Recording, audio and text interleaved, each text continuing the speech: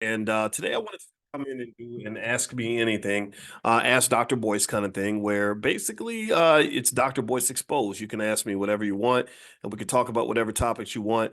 And I'm going to start off, I'm going to kick off a couple of topics that were on my mind that I thought was really interesting. Number one, a lot of you don't know that the NFL has just changed a chunk of its protocol in terms of whether or not you will have the ability to watch their games for free. The NFL is now going to force you, at least for tomorrow's game, with the Chiefs and I think the Chiefs and I forgot who the Chiefs are playing, but to watch that game, you actually have to pay. You have to get a subscription to Peacock. And a lot of you are going to be pissed off about this. I know a lot of people are going to hate this. And I personally think it's a little bit crazy and unfair, but that's the direction where things are going. NFL games are probably going to switch over to pay-per-view, and a lot of it's because they're trying to shift their business model. They're trying to actually monetize what they call linear TV. Again, they're trying to shift over to streaming in a profitable way. ESPN is having a lot of problems, which translates over to Disney, and so you're going to start seeing some big adjustments here. So I encourage you to kind of get ready because pretty soon TV is not going to be what it used to be. It's going to be something completely different from what you anticipated. But if you think about it, right, people pay $50 to watch a Floyd Mayweather fight, right? People, if they've done pay-per-view for boxing for a long time, I eventually believe that they're going to do pay-per-view for football and basketball or the NBA finals or the Super Bowl, things like that. And people are going to pay. So it'll be interesting to see how that turns out. I'll keep you guys posted. So if you have a question that you'd like to ask me or something you want to talk about, you can put your question in the chat. I'm going to read the chat and answer as many questions as I can. And also, if you want to get investing information, stocks that I like, things like that, or our $5 a day investing plan from the Black Business School, all you have to do is text the word stock, STOCK, stock to 87948. Text stock to 87948. I'll also send you a list of AI stocks that I believe are going to make a ton of money going forward, and just a lot of good things that can help you become a better wealth builder and put more money in your pocket. So anyway, let me pull up my chat. I don't know if how many of you got the notification. Sometimes YouTube does not send out notifications. So if you could hit the thumbs up button, share, subscribe, all that, make some comments so the algorithm will grab onto this podcast. It's the Dolphins. Thank you. The Chiefs and the Dolphins, which, by the way, is going to be won by the Chiefs because the Dolphins screwed up and have lost a lot of games, and they're not going to get to play in warm, sunny Miami. They're going to have to go out to cold ass Kansas City, which is bad for the Dolphins. So I put my money on the Chiefs. I know my news outlets just talks about this, and my team isn't winning. Then he'll go to the no. I'll not be paying for more games. I agree with you, Melcon. Okay, so another thing, I'd be curious to know what y'all thought about the whole Cat Williams interview. The Cat Williams interview was interesting. Willie D, my buddy Willie D, interviewed Cat right before that interview, and his interview went viral too. It didn't get 42 million views like Shannon Sharp, but it did get 5 million views, 4 or 5 million views. So good for Willie. I think that's really, really cool. And Cat, he did an interesting, profound interview. There's a lot of response. Some people liked what he said, some people didn't. Some people thought that he was out of pocket. Some people thought he was on point. And one thing that's interesting about Cat Williams to me is that people don't know that that there are two sides to every story, right? And I personally think that if you really want to know truth, I want to know why Cat Williams wasn't why he was sort of booted out of these opportunities to do these big stadiums and arenas. Because Dave Chappelle is pretty radical, and he still does stadiums and big Netflix specials and all that. It almost sounded like Cat was kind of speaking almost like an outsider, and Corey Holcomb, who is now a friend of mine. Corey and I had a little bit of I would say a little bit of a beef, but I told you I don't beef with black men on the internet. I don't beef with anybody on the internet. I'm just not gonna do it. But Corey and I, we made friends, and I like him. I respect him immensely. If you want to see two black men that want to hate each other till the death, you're not gonna find that here. I'm not interested in that. I don't think anybody benefits from black men hating each other. So Corey, I actually like the guy. I respect him. We had our little disagreement, and we walked away as men. We resolved that actually on Willie D's channel, and you can go watch that. We just sat and we talked it out, and I really want to encourage other young guys to do that. The best way to deal with your enemy is not to kill your enemy. The best way to deal with your enemy is to find a way to turn your enemy into a friend, because that is going to lead to peace and prosperity and all that. But anyway, so long story short, I think with the Cat Williams interview, I think that you're going to probably have a lot of stuff come out later that will justify the other's perspective, because I think that Cat kind of was allowed to spend 3 hours giving you his point of view as if that's the only truth. And if I know anything about life, it is that there's, three sides to every story. You know what it is, right? His side, her side, and the truth, right? So I think that that is what you're going to get with the Cat Williams thing. Now, let's see. Is it too late for a six is that 6 year old or 65-year-old to start a wealth plan? No, Sharon, it's not too late to start a wealth plan at 65. You're very young at 65. At 65, you're very young. You have hundreds of years ahead of you. What does that mean? That means you're wise. You have some years under your belt, but you got kids, you got grandkids, you got people that you're leaving behind. So the best thing you can do as the wisest person in your family, or one of the wisest, is to start the wealth plan for the grandbabies, right? Maybe you have grandkids that are 2, 3, 4 years old. Well, you've lived 65 years, so you have wisdom you can give them that can also translate into an investment, right? So maybe take some spare change, buy a few shares of stock, have them just sit there in a trust, or in a bank account, whatever, and just let it grow. That's it. If you let it grow, then by the time that 3 year old is a 33-year-old, they're going to be very wealthy because you would let that stock grow. If somebody had bought $1,000 worth of Apple stock for their loved ones in, say, 1982, that thousand shares would be worth $180,000, or $1,000 investment would be worth 180, $200,000 now.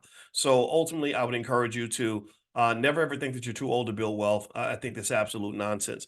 Now, now let's see here. Okay, so one of the things that also was on my mind that was really interesting, I did a podcast earlier today about this interesting thing going on with Trump and Fannie Willis. I don't know if y'all saw that, but apparently the prosecutor in the Trump case down in Atlanta is in the middle of this crazy, crazy relationship thing where they pretty much exposed the fact that she was sleeping with the guy that was working for her and paid him a bunch of money, and they're now claiming that the funds were misappropriated so they could go on vacation together and have sex together and all this other stuff. And I'm gonna tell you, I didn't understand it just because I don't think I'm not gonna say I think she did anything wrong, because it is what it is. But I will say it does remind you that if you do sleep with somebody on your job, you have to report that stuff. You have to have full transparency. And if you don't have full transparency, they can get you for that. But then also, I thought, this poor lady's taking all these bullets over her love life, and I think it's because she's in the middle of this high-profile Trump case. And I don't understand why Black people are always used as the mascots for the Democratic Party. I just don't. I don't understand it. I don't understand why she takes all these bullets for the Democrats, because they're going to dump her as soon as she becomes a liability. They're going to drop her. They'll let that lady go to prison if they have to. They're not going to do anything. I don't know. Give me a yes if you agree. Let me know if you understand where I'm coming from. They're not going to do anything to protect this lady, in my opinion. Not too much, because nothing's bigger than the party. And then also, Black none of what they're sacrificing for is going to benefit the Black community. And I think about her. I think about Alvin Bragg up in New York. I think about Eric, what's his face, Eric Adams, the mayor of New York. They're really screwing him. The minute he disobeyed Joe Biden, they were raiding his house like he's a criminal now. They're literally talking to him like he's looking at federal prison. I wouldn't want to be involved with that. You look at the poor mayor of Chicago, and he's looking like a big dummy right now because he's doing more for immigrants that just got here than he's doing for his own damn people. So I'm just going to tell you, I think that we have this false perception that having more Black politicians is going to benefit the Black community. That is not true. Black politicians are not the ones that are going to get you out of this mess. It's going to be Black leaders. It's going to be Black parents. It's going to be Black teachers. It's going to be Black business owners. It's going to be Black people that care about the Black community, that apply their energy to helping Black folks. Those are the ones that are going to get you to where you want to get to. That's what it is. All right, so let's see here. Miss V says almost everything that comes up goes the blackface on it, gets the blackface on it. Exactly. Well, like, why don't you do your own dirty work? I don't understand that. It doesn't make sense to me. Let's see here. Why are we always sleeping with the enemy? I don't blame these folks for doing anything to us that we allow, and that's it. Well, it's not all of us, Valerie. I think it's important for us to realize not all of us are that gullible. Not all of us are that eager to fit in. Not all of us are that desperate, to where we'll humiliate ourselves. It's just a few people, and it's very unfortunate because it's a big waste of energy, in my opinion. Um, I speak from experience, years of working in corporate America. Oh, are you talking about sleeping with coworkers? Yeah, I think in corporate America, I think if you're in corporate, if you're on the corporate plantation, don't sleep with people you work with. I don't. I think. I mean, unless you're willing to risk losing everything and having your whole reputation destroyed. And I think this poor lady, Fannie Willis, I saw her background. She went to Howard, worked really hard. Then she went to Emory Law School. I'm sure she made good grades at Emory. Now basically all of media is trying to make her look like an irresponsible, unqualified quack of an attorney and a hoe. That's what they're doing. They're making her look like a big buffoon that doesn't know how to control her loins. Like she's so sexually driven by her need for sex that she is being completely unprofessional on the job. They're saying that this undermines the credibility of her case. And I think that's unfair to her. I think that that's wrong to do to her. I don't think she deserves that. But at the same time, that's the game you chose to play. And I kind of wish you wouldn't do that. Okay, so let's see. Nice background today, Dr. Boyce. Very soothing colors. Okay, so y'all like this. Let me know. Give me a yes or no. Y'all like the background? Is that good? You like the little layout? If you like it, then I'll keep doing stuff like this.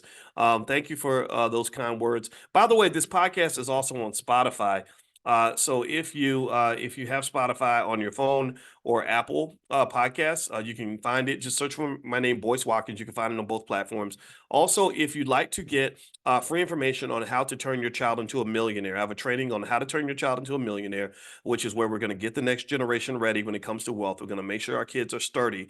If you'd like to get that for free, just text the word youth to 87948. Somebody type that in 87948. Text youth to 87948. I'll type that in the chat, 87948.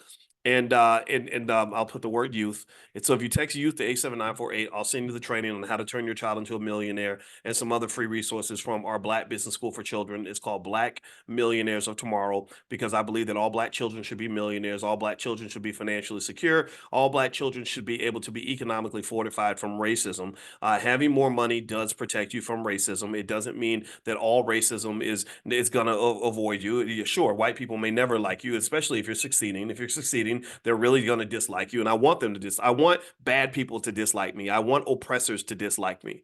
I do. I like it. I like it when the oppressor dislikes me. And the reason I like it when the oppressor dislikes me is because you don't want the oppressor to love you. See, the Black folks that the oppressor loves are the ones who are getting screwed the hardest. If they love you, that means you're doing something wrong. If they don't like you, then that means you're doing something right. So you don't want them to love you. So stop worrying about whether they like you or not and start thinking about whether you like yourself enough to prepare yourself. So we have plans. There is no, we don't whine and moan about whether or not white people like us. I don't whine and moan about whether or not they're going to integrate us. I just don't. What I like to talk about are solutions. And I have a PhD in finance, a whole PhD, a real PhD. I spent many years studying this stuff. I've taught at the University of Kentucky, Indiana University, Syracuse University, the Ohio State University. I also taught in China. I taught in Europe. I went with my wife. We did a semester in Guyana. And let me tell you this: the solutions are very easy. Closing the racial wealth gap is as easy as counting to 4. Closing the racial wealth gap is as easy as me holding both hands up in the air. It's easy. The hard part is changing the mindset of our people and getting us to believe in ourselves. That's the hard part. That's the hard part. The hard part is getting us to love ourselves when we're taught to hate each other. That's the hard part. The hard part is getting people to love their children as much as they love new iPhones, to get us to love our kids as much as we love a new pair of Jordans, to get us to love our kids as much as we love a new car, to get us to love our kids as much as we love having a nice apartment or a nice job. You love all those things. Like you'll sacrifice like hell to get a nice job, but will you also sacrifice to have a nice marriage? You'll work your butt off to get a nice car, but will you also work your butt off to raise healthy fucking children? Excuse my French. I'm gonna stop cussing. I didn't mean to do that. But seriously, are you willing to do that? And if you are willing to sacrifice for your family just a little bit, as much as you sacrifice for white folks, then there are solutions out there. It's very easy to do. So if you'd like to receive, I did a free training. It's called How to Turn Your Child into a Millionaire. Just text the word youth to 87948. Text youth to 87948, and I will send that to you right away. And you can take a look at that and then decide if you want to apply it. And if you want to apply it, then I know it's going to work. My daughter has 4 classes, PhD. So 4 classes. What do you mean 4 classes? I don't know what you mean by that, Gina. If she has a PhD, good. Congratulations to your daughter. Good for you. Good for you. Very proud of you. Okay, so I'm not going to stay in here long. I just want to come in and say hello. It is a Saturday night. I'm actually out of town, and my wife is coming to see me. And so when my baby comes to town, I got to get ready. I got to go clean the kitchen, y'all. I'm very dirty, and she does not like a dirty kitchen. You know how we men are. Dr. Watkins, question for you: could you host a virtual movie night for Leave the World Behind so we can all discuss? Ooh, that's a good idea. I got to see what like the legal rights are for stuff like that. But that would be fun to watch it, like get a little private Zoom. We do black movie nights, and we're going to show the movie B1 the movie. We just had to wait for the right time to release it. I think now's the time to go ahead and release it. It's got a lot of really good people in it. I mean, a long list. I mean, from Dr. Claude Anderson all the way down, like probably about 15 people that you know about, Riza Islam and Nuri Muhammad, stuff like that. And Queen Afua is in it. There's a lot of good people in this movie. Let me dig into this and find out. And D1 is in it. Julian Gordon is in it. There's a lot of good people in it. And so we're gonna do a black movie night in the Black Business School soon. I'll keep you guys posted on that. I should have done it a couple months ago. I heard it was boring, says Gina, leave the world behind. It wasn't boring if you think about what it means. What it really means is basically they're talking about like what if there's like a nuclear war or some sort of civil war or some sort of threat, right? If that happens, then like the electrical grid goes down, weird things start happening. What are people going to do when there's no hospitals and no grocery stores? Little stuff like that. Um, Let's see here. So yeah, so blessed one every day. I am gonna get with my team and finally do that black movie night. Let's see here. As easy as counting to four. You're teaching again tonight. My husband listened to you last night for the first time, and he thought, "Dude, yes, thank you, Dr. Watkins." Well, tell your husband I said hello. Put his name in the chat. If you put his name in there, I'll shout him out. If y'all could hit the thumbs up button for me really quick, I'd appreciate it. Please hit the thumbs up button. Thumbs up, share, subscribe. I'm gonna go ahead and get out of here, guys. I just wanted to come in and say hello. Also, if you want to get started investing, I have an 11-step process I call the Dr. Boyce method that makes it easy for you to decide which stocks to put in your portfolio. Feel free to go to the drboycemethod.com. That's the drboycemethod.com. Let's see here. You should have an open forum with Q&A only for about an hour. That's a good question. I mean, that's a good point, Linda. So if you have a question, I'll stay here for a couple more minutes and I can definitely answer your question. Any question that you have, you can ask me anything. I'll be more than happy to answer that question. So yes. Oh, Linda, you pointed upward. So you already put your question in here, Linda? If you have a question, I miss it, put it in here again because I may miss it. I apologize if I missed your question, Linda. I saw the finger up. I don't know what that means. I'm so sorry.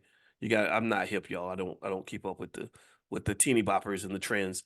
Hey, what's up? The third yogi. Good to see you.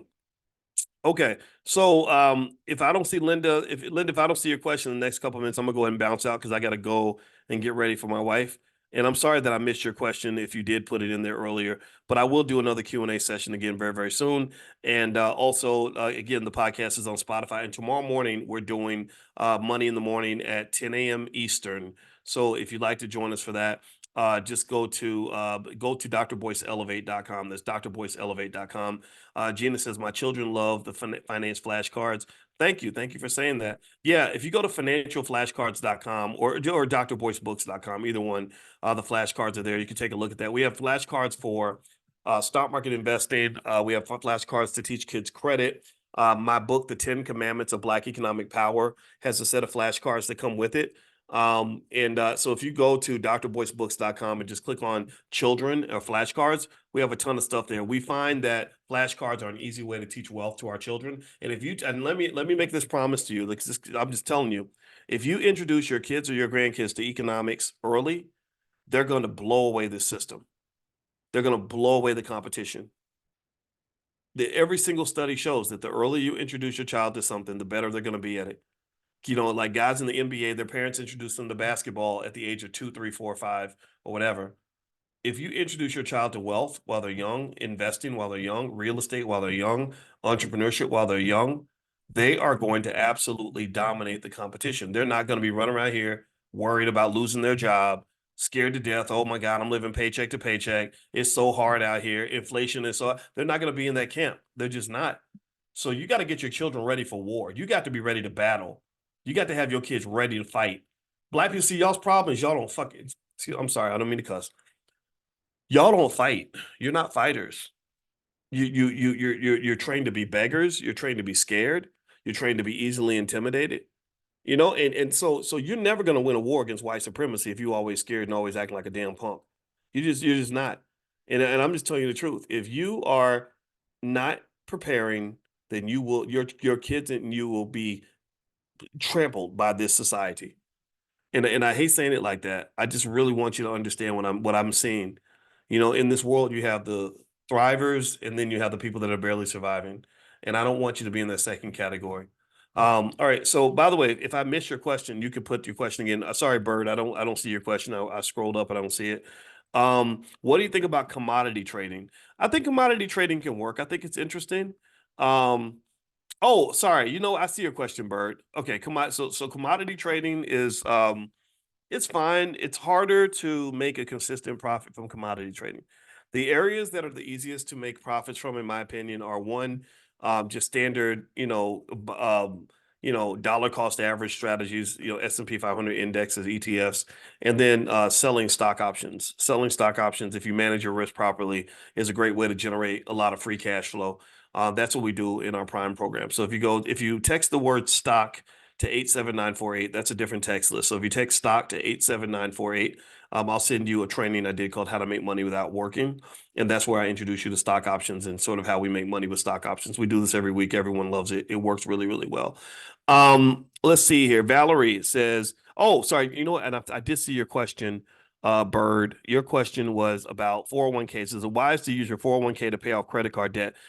I think it's okay to use some of it, but the problem though is that early withdrawal leads to that penalty, and that penalty for early withdrawal is what kicks you in the butt. So rather than withdrawing from the 401k, I would consider not this is not investing advice, but I would consider borrowing against it.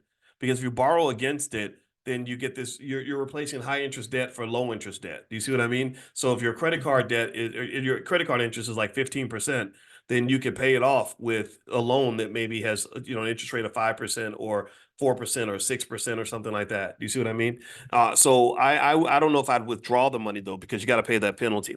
Let's see. Valor says, Dr. Watkins, I'm so concerned about this U.S. dollar collapsing, having a private with management background for 36 years in New York City. I'm looking at things differently, foreign currency. Yeah, if you're worried about the dollar collapsing, there are investments you can make in order to defend against that. So things like gold, ownership of gold is a hedge against the dollar. So you can buy gold, and you don't have to buy bars of gold. You can actually, you don't have to store it at home or anything like that. You can literally buy an ETF that connects to the value of gold. And the ticker symbol of that ETF is GLD. GLD. So if you buy that GLD ETF, then you can defend against the decline in the value of the dollar. It's really that simple. Also, real estate ownership of things like real estate is a great hedge against inflation. Also, that will protect you from the reduction in the value of the dollar. Okay, so two more questions and then we bounce out. Thank you, Dr. Boyce. My kids are 4 and 6 and they are killing it with the flashcards. Good for you, Julia. Good for you.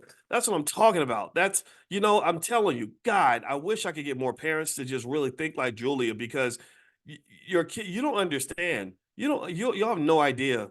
Again, this is what I teach. I've been teaching finance for a long time, and I see what college students know, and they don't know very much. Even business school students, most business school students can't start a business.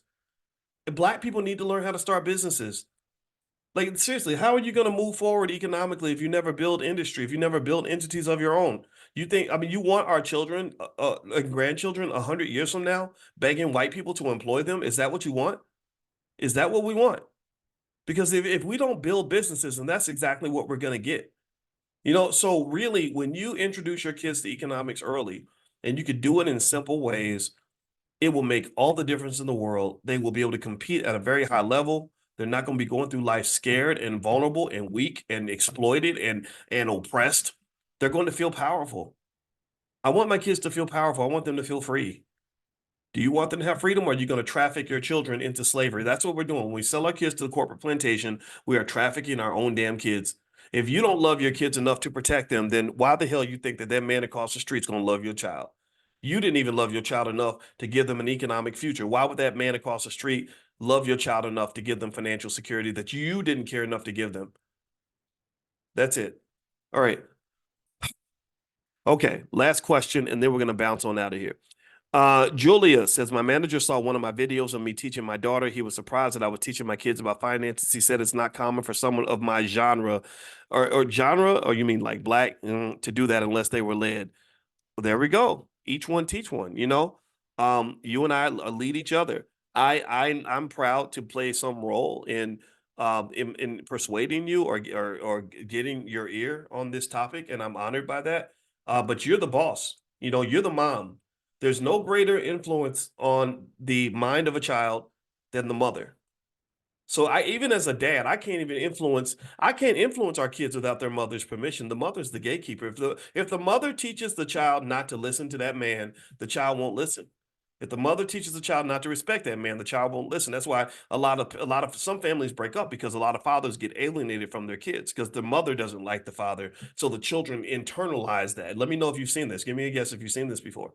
So the fact that you have allowed my ideas to persuade your children excites that just makes me really excited because I can see what this is going to do. I can see how they're going to talk about you in 30 years. I can see how many amazing opportunities are going to open up. I can see how you've opened up the wormhole of possibility for your children by educating them at an early age. So I applaud you. I am proud of you and I commend you. And I just want to cheer you on. I'm going to say, go black woman, go. You keep going. Don't give up. Don't let nobody talk you out of it.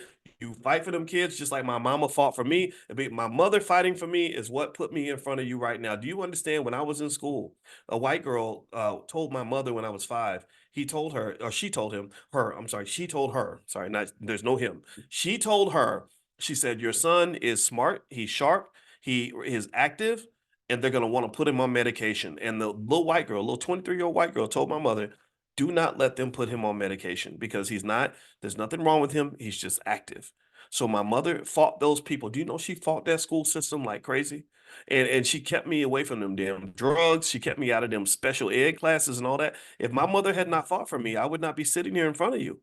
My mother was my cheerleader, man, but she still is. I mean, my father, great man. My father that raised me, I've talked about how great he is, but I really just really think I think that you got to understand the bias I have. I get really offended when I hear black men create whole entire YouTube channels disrespecting black women. I think that that is bitchy. It's weak. It's pathetic. It's sad. It's showing that you're broken. You need therapy. But instead, you up here beating up on all these women that ain't did nothing to you because you chose to date women that were low quality people. So you mad at your baby's mama. So you got you a little YouTube channel. Somebody's listening to you for the first time, and you're using that awesome opportunity to have a platform, not to elevate, not to mend, not to heal, not to grow. You're using it to attack. And you're attacking your own people. You're attacking the very women who gave birth to you. You're attacking the women who wiped your little snotty nose when nobody cared about you. You're attacking the women who changed your little nasty ass diapers. When you so curses to you, man. That's sad. That's crazy. I don't get it. I hate it. It drives me crazy. But whatever, whatever. We're gonna let the losers lose because I want to hang with the winners. That's it. Period. I want to hang with the winners, and you're winners. And I love what you're doing with your daughter Julia, or your children. I think you said your my daughter. Okay, your daughter. Yeah, I love what you're doing. Keep doing it. Keep doing it. Keep doing it. Keep doing it. And the reason that you're not going to have many peers is because you're literally light years ahead. Remember that the biggest mistake you can make when you talk about what we do in the Black Business School is to somehow compare us to other universities, compare us to Harvard or Stanford or Yale or whatever. We're so far ahead of them when it comes to Black wealth. It's ridiculous. We are light years ahead of them. We have techniques and tactics and strategies that I don't know if universities are going to ever use these strategies. Why would universities that house 18 to 21, 22 year olds, why would they even talk about what you should do with your child when they're 4 or 5 or 6? Right? So we think about wealth in a holistic way. We think about the Black family as a multi-million dollar asset. If you read my book, The 10 Commandments of Black Economic Power, I spend a long time explaining to you exactly why your family is a multi-million dollar asset that maybe you haven't tapped into. But like any other asset, you have to manage it. And then also we talk about the secret master plan. This is our blitzkrieg. This is our trump card. This is our nuclear bomb. Our nuclear bomb is that we're going to get about 1 million kids at 5, 6, 7, 8 years old that are going to be trained on wealth, and they're going to go out here around the year 2035 or 2040, and they are going to obliterate the competition. They are going to destroy. They're literally Black people will be in the future, in my opinion, B1 people will be to the world what the Jewish community is now in the sense, and when it comes to wealth. They're going to look at these kids and say, how did they do it? How did they get so smart? How did they learn all this stuff? And it's all going to be because it's been infused in their culture at an early age. And they're going to also know how to fight. They're not going to be a bunch of little punks begging for acceptance, begging for integration. No, they're going to be empire builders and they're going to be winners. That's what I want to do. I refuse to play for the losing team, and that is never going to happen in my lifetime. We are not the losing team. We are the winning team, and I'm going to take that to my grave. So anyway, that's it, guys. I don't have anything else to say. I got to get ready. I told y'all my wife was coming, so I got to actually go. Her flight lands in like 9 minutes, so let me go be a good husband. By the way, if you want to get that training on how to turn your child into a millionaire, it's a very simple process, but you got to start early. Text the word youth to 87948. You can text the word youth to 87948. And there's also, if you want to get the training on how to make money without working, it's the same number, but you text a different word. So there's different text lists based on what you're trying to learn. So if you want to learn how to make money without working, learn about stock options, text the word stock to 87948. So somebody type 87948 in the chat. Also, please hit that thumbs up button. Thumbs up, share, subscribe. I'm out of here, guys. Have a wonderful night. I'll see you soon. Take care now. Peace.